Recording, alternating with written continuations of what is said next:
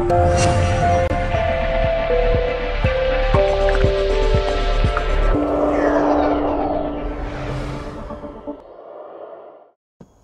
కోతలకు నిరసనగా చేపట్టిన బంద్ విజయవంతమైంది. ఇది ప్రజాభిప్రాయానికి అద్దం పడుతుంది. ఇప్పటికైనా ప్రభుత్వం మేల్కొనాలి. పెంచిన ధరలను తగ్గించాల్సిన అవసరం ఉంది. ఎందుకంటే ఒక పక్క పన్నులు వేస్తున్నారు. పన్నుల భారం అయితేనేం, విద్యుత్ ఛార్జీల భారం అయితేనేం, ఇవన్నీ ప్రజలకు మోయలేని భారమైనాయి. ఈ భారాన్ని తగ్గించకపోతే దీనికి మూల్యం ప్రభుత్వం చెల్లించాల్సింది ఉంటుంది. కాంగ్రెస్ పార్టీ గుణపాఠం ప్రజలు చెప్తారు. మీ యొక్క అవినీతి ప్రభుత్వంలోనూ విద్యుత్ శాఖలోనూ ఉన్న అవినీతి అవకతవక విధానాల వల్లనే ఈ పెంపుడైతేనేమి, సర్ఛార్జీల బాధులైతేనేమి ప్రజల మీద మోపుతున్నారు. యావరేజ్ పర్చేస్ కాస్ట్ గతంలో 2.10 పైసలు, 2.25 పైసలు ఉన్నది. అమాంతంగా ప్రస్తుత ప్రభుత్వంలో ₹3.15 2012, 2013 సంవత్సరంలో యావరేజ్ పర్చేస్ కాస్ట్. ఈ సంవత్సరం ఏపీఆర్సీకి అందజేసిన ప్రతిపాదనలో ₹4.07 2013, 14. ఎందుకు ఇంత పెరుగుతున్నది? జవాబు చెప్పాల్సిన బాధ్యత పూర్తిగా ప్రభుత్వం మీద ఉంది. అమాంతంగా పెరుగుతున్న ఎనర్జీ పర్చేస్ కాస్ట్కు జవాబు చెప్పాల్సిన అవసరం ఉంది. వీటికి ఇంత పెరగాల్సిన అవసరం కూడా లేదనేది వైఎస్ఆర్సీపీ అభిప్రాయం.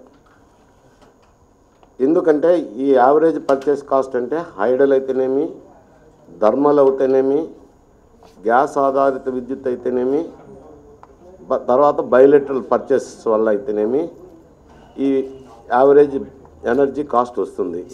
ఇది ఇంత పెరిగింది అని అంటే మీ యొక్క అవకతవక విధానాలు, మీ యొక్క అవినీతి వల్లనే ఈ యావరేజ్ పర్చేస్ కాస్ట్ పెరుగుతున్నది. ఈ దినం బయోలెటరల్ పర్చేసెస్ ₹5.11 ఉంది. ఎందుకు ఇంత ధర పెట్టి మీరు కొనాల్సిన అవసరం ఉంది? హైడల్ అయితే పాత ప్రాజెక్టులే, పాత జలాశయాలే, దేవుడిచ్చిన వర్షానికి ఏం ధర పెంచడంలో ఆయన అదే వర్షము అదే నీళ్ళు, దానికి పెరుగుదల జరగాల్సిన అవసరం కూడా లేదు. బొగ్గు ధర పెరగటానికి కారణం పూర్తిగా కేంద్ర ప్రభుత్వానికి బాధ్యత. కేంద్ర ప్రభుత్వం ఏదైనా బొగ్గు ఉత్పత్తిని దృష్టిలో పెట్టుకొని, వాటి ఖర్చులను దృష్టిలో పెట్టుకొని మైనింగ్ ఖర్చులను ధర నిర్ణయించాలి. కానీ అంతర్జాతీయ ధరలు ఈ విధంగా ఉన్నాయి కాబట్టి అంతర్జాతీయ ధరలకు అనుగుణ్యంగా ధరలు పెంచుతామని చెప్పడం చాలా అన్యాయం, చాలా దుర్మార్గం. వారి విధానం వల్లనే ఈ దినం విద్యుత్ బొగ్గు ధరలు పెరగటం అయితేనేమి, ఫ్యూయల్ సర్ఛార్జ్ రూపంలో ప్రజల మీద నెట్టబడడానికి కారణం కూడా ముఖ్యంగా అదే. ఈ యొక్క విధానం, తప్పుడు విధానం వల్ల జెన్కోలో జరుగుతున్న అవినీతికి ఆస్కారం ఏర్పడింది. కోల్ ఇంపోర్ట్ చేసుకుంటున్నామని చెప్పి ఆ ధరలు పెట్టడం వల్ల, అవినీతి కార్యక్రమం వల్ల అయితేనేమి ఈ కోల్ ధరలు పెరిగిపోవడానికి కారణం.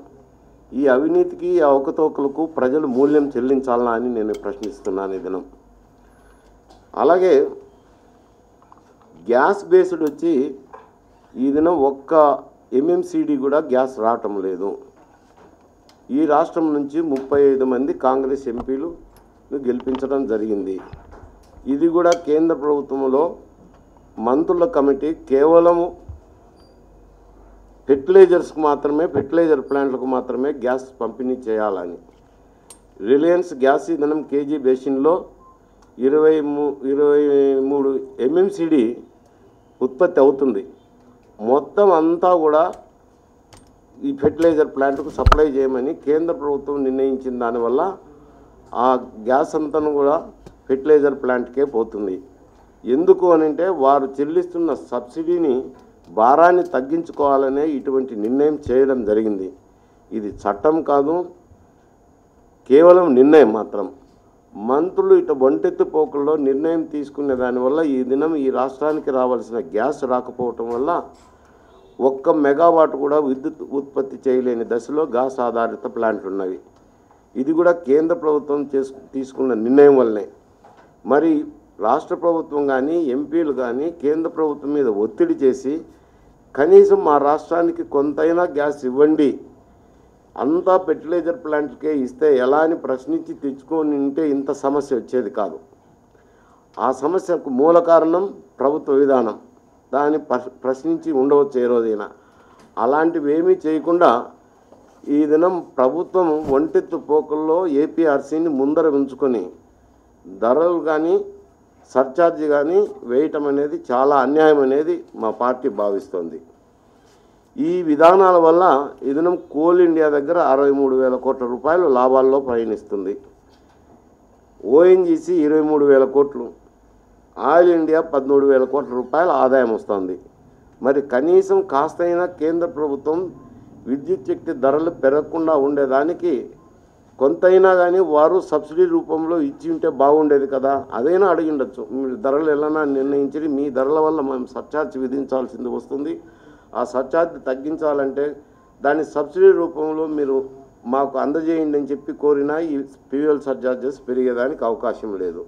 ఇటువంటివి ఏవీ లేకుండా కేవలం పులిని చూసి నక్క వాతలు పెట్టుకున్నట్టు అంతర్జాతీయ ధరలు నిర్ణయించాల్సిన అవసరం ఏముంది? అనుగుణ్యంగా బొగ్గుకు కానీ గ్యాస్కు కానీ అవసరం లేకపోయినా నిర్ణయించారు.